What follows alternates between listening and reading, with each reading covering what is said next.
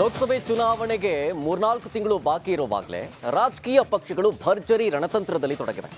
ರಾಜ್ಯದಲ್ಲಿ ಹೊಸದಾಗಿ ಕಾಲಿಟ್ಟಂತಹ ಕೆಆರ್ಪಿಪಿ ಅಭ್ಯರ್ಥಿಗಳನ್ನ ಲೋಕಸಭೆಗೆ ಕಣಕ್ಕಿಳಿಸುವುದಕ್ಕೆ ತಯಾರಿ ಕೂಡ ಜೋರಾಗಿ ನಡೆದಿದೆ.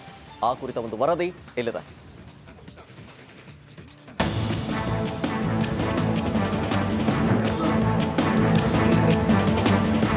ಬಿಜೆಪಿಗೆ ಗಾಲಿ ಜನಾರ್ದನ್ ರೆಡ್ಡಿ ಮರು ಎಂಟ್ರಿ ಕೊಡ್ತಾರೆ ಎಂಬ ವದಂತಿಗಳ ಮಧ್ಯೆ ಲೋಕಸಭೆಗೆ ಭರ್ಜರಿ ತಾಲೀಮು ನಡೆಸುತ್ತಿದ್ದಾರೆ. ಕೆಆರ್ಪಿಪಿಯಿಂದಲೇ ತಮ್ಮ ಹುರಿಯಾಳುಗಳನ್ನು ಕಣಕ್ಕಿಳಿಸಲು ಜನಾರ್ದನ್ ರೆಡ್ಡಿ ಪ್ಲಾನ್ ಮಾಡ್ತಿದ್ದಾರೆ.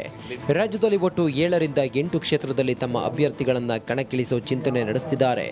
ಜನವರಿ 11 ಜನಾರ್ದನ್ ರೆಡ್ಡಿ ಹುಟ್ಟುಹಬ್ಬ ದಿನವೇ ಕೊಪ್ಪಳದಲ್ಲಿ ರಣ ಕಹಳೆ ಮೊಳಗಿಸಲಿದ್ದಾರೆ.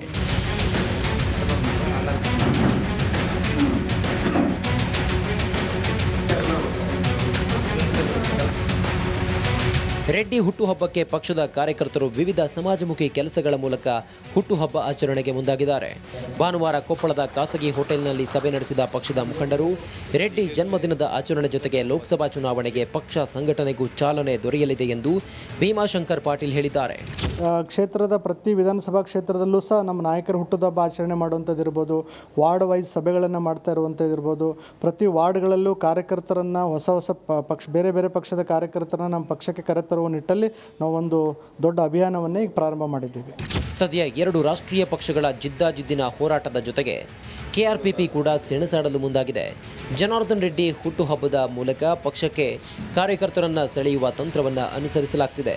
ಕೊಪ್ಪಳ ಲೋಕಸಭೆ ವ್ಯಾಪ್ತಿಗೆ ಬರ್ತಕ್ಕಂಥ ಇವತ್ತು ರಾಯಚೂರು ಜಿಲ್ಲೆಯ ಸಿಂಧನೂರು, ಮಸ್ಕಿ ಮತ್ತು ಬಳ್ಳಾರಿ ಜಿಲ್ಲೆ ಸಿರುಗುಪ್ಪ ವಿಶೇಷವಾಗಿ ನಾವು ಪೂಜೆಯನ್ನು ಮಾಡೋದ್ರ ಮೂಲಕ ಮತ್ತು ಕಾರ್ಯಕರ್ತರನ್ನ ಮುಂದಿನ ದಿನಮಾನದಲ್ಲಿ ಲೋಕಸಭೆ ಚುನಾವಣೆಯನ್ನು ದೃಷ್ಟಿಯಲ್ಲಿಟ್ಟುಕೊಂಡು ಇದನ್ನು ಒಂದು ಹಬ್ಬದಂತೆ ನಾವು ಆಚರಿಸಲಿಕ್ಕೆ ಈಗಾಗಲೇ ನಮ್ಮ ಎಲ್ಲ ಕಾರ್ಯಕರ್ತರು ಕೂಡ ಸಜ್ಜಾಗಿದ್ದಾರೆ. ಅದೇ ರೀತಿ ಕೂಡ ಇವತ್ತು ಕೊಪ್ಪಳದಲ್ಲಿ ಕೂಡ ವಿಶೇಷ ಸುಮಾರು ಒಂದು 5-6 ಸಭೆಗಳನ್ನು ಮಾಡೋದ್ರ ಮೂಲಕ ಇವತ್ತು ಅದಕ್ಕೆ ಸಿದ್ಧತೆಗಳು ಕೂಡ ನಾವು ಮಾಡಿಕೊಳ್ತಾ ಇದ್ದೇವೆ. ಒಟ್ಟಿನಲ್ಲಿ ಲೋಕಸಭೆಯಲ್ಲಿ ರಾಷ್ಟ್ರೀಯ ಪಕ್ಷಗಳಿಗೆ ಸಿಡ್ಡು ಹೊಡೆಯಲು ಕೆಆರ್ಪಿಪಿ ತಯಾರಾಗಿದೆ.